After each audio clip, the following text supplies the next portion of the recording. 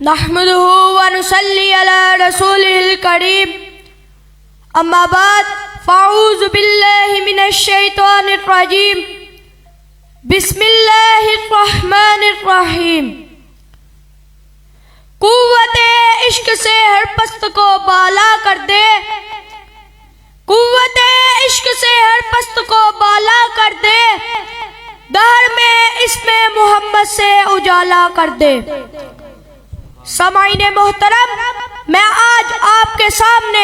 اس عظیم ہستی کی بات کرنے لگا ہوں جن کو خالق نے پوری کائنات کے لیے بشیر و نذیر اور رؤوف الرحیم بنا کر بھیجا، جن کا ثناخواہ خود رب العالمین ہے، جن پر ملائکہ خود شب و روز درود بھیجتے ہیں، جن کی صفات کا بیان سارا قرآن ہے، جن کی حقانیت کی گواہی شجر و حجر دے، جن کی شفاعت کی دلیل نجات ہے، جن کی زندگی روشنی ہی روشنی ہے، جن کی باتیں شہد سے زیادہ میٹھی ہیں، جن کی ہر ادا ہدایت ہی ہدایت ہے، ارے جن کی زلفیں لہرائیں تو ہر سو شام ہو جائے، ارے جن کے دیوانے مشرق سے لے کر مغرب تک پھیلے ہوئے ہیں، جن کا تذکرہ قیامت تک جاری رہے گا،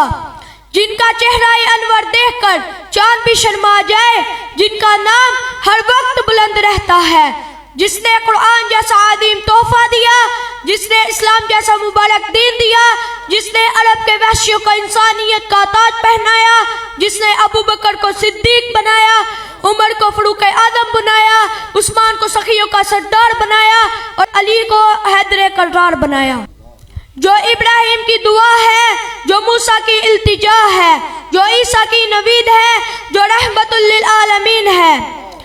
آپ کی تعریف میں کروڑوں افراد مگن رہے پر پھر بھی حق ادا نہ ہوا، زندگیاں ختم ہوئی اور قلم ٹوٹ گئے، زندگیاں ختم ہوئی اور قلم ٹوٹ گئے،